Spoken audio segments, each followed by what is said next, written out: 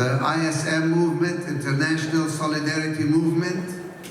She has been practicing what she preaches about nonviolent resistance, and she was involved in the flotilla of ships that went to Gaza and got herself arrested. And even after they released most of the people on those ships, they kept her in jail because she happened to be a holder of Israeli citizenship. So she's a Palestinian who's also an Israeli citizen. They kept her in jail and they were planning to give her a much longer sentence, and she went on a hunger strike until they were forced to release her. So I am honored to stand in her shoes today and hopefully give the kind of presentation that she would have liked to give. A presentation about nonviolence and nonviolence resistance as part of the Palestinian struggle. Now, I have to start by saying that even though I am a pacifist and a strong believer in nonviolence, I must tell you that as a lawyer, the international law allows and permits Palestinians and every people who are under occupation and oppression to use armed struggle. It just so happens that we believe that there are other forms of struggle which can be as effective, if not more effective, than armed resistance. And I'm here today to tell you a few things about nonviolent resistance. And the first thing that I want to say is that it is not an easy, cowardly path to avoid armed struggle.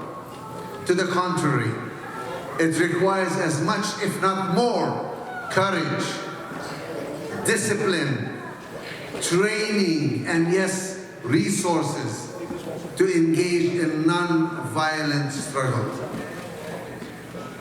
Also, it is not something new for Palestinians. I know that the media has made the word Palestinian synonymous with terrorism.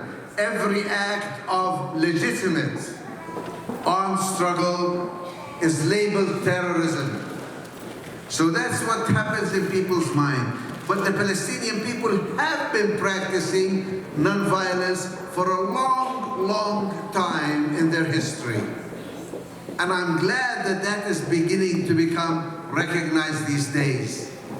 If any of you have heard of BDS, boycotts, divestments, and sanctions, they are all non-violent forms of struggling against the Israeli occupation and the ongoing oppression of the Palestinian people. And that is not just because a small faction or a few liberals have decided on it. In fact, the people in Gaza, for example, were engaged in the long march of return, where they came by the tens of thousands and risked their lives in a non-violent movement towards the wall that was surrounding them. And the result was a bloody massacre. In a single day, 62 non-violent resistors were killed by snipers, killed and shot dead, even though they offered no resistance. They were not really endangering anybody's life.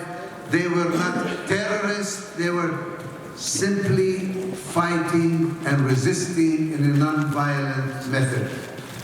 The flotillas that have been going to Gaza, the people who say, we want to break this evil siege on the people, that's not allowing food, that's not allowing water, that's not allowing medicines, that's not allowing baby formula into these people. To break this siege non-violently is what the flotilla has been all about. So maybe we really need to redefine what we mean by violence and and by non-violence.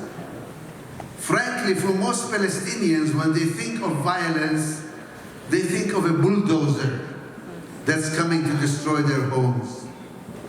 They think of a wall that's preventing them from reaching their loved ones or going to worship or going to their fields.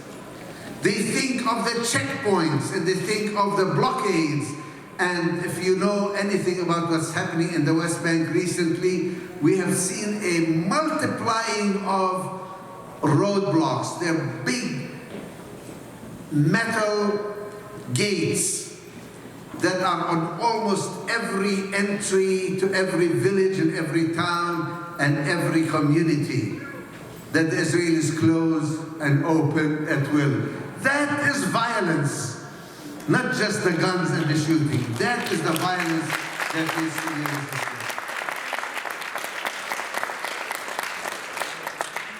And sometimes non-resistance takes happy forms.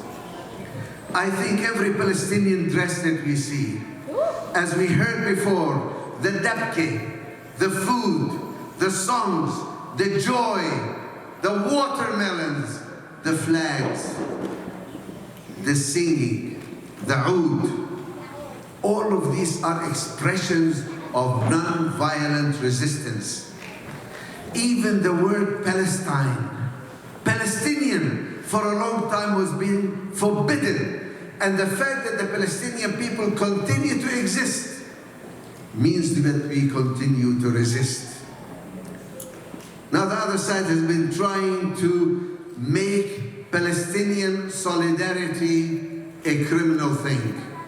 There are laws against BDS, even though it's totally non-violent. There is now the attempt to create laws against hate speech. Never mind the First Amendment, never mind freedom. Anything that opposes Israel's genocide and occupation is being defined as hate speech. Well, let me be frank with you. I will admit before everybody, yes, we have hate speech. We hate discrimination. We hate racism. We hate oppression. We hate occupation. We hate genocide. We hate every policy that kills and destroys and robs our freedom and denies our humanity. But we love freedom. When we say free, free Palestine, what we mean is, may Palestine be free of all those oppressive policies. May Palestine be free of racism and discrimination. May Palestine be free of apartheid and occupation. May Palestine be a symbol of equality for everybody.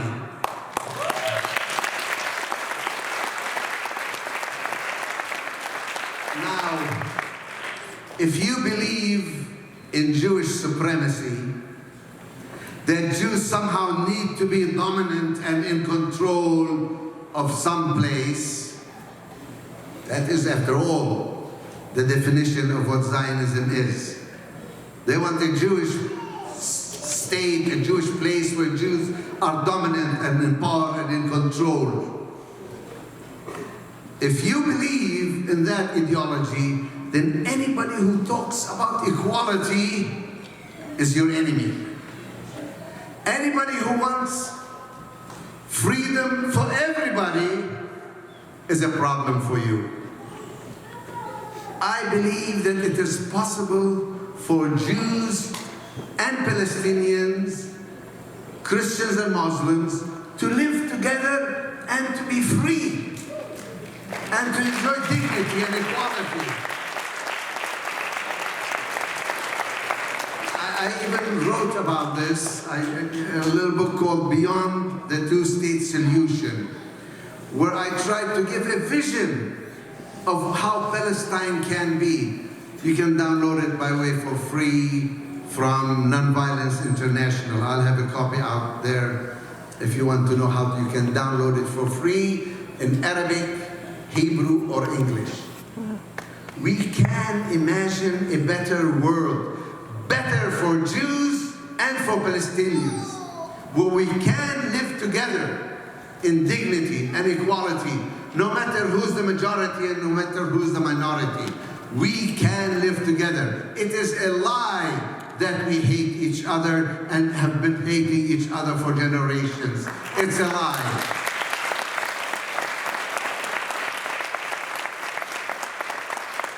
For 13 centuries, since the time of the Crusades, before the past century, Jews and Christians and Muslims did live together in peace in the Holy Land.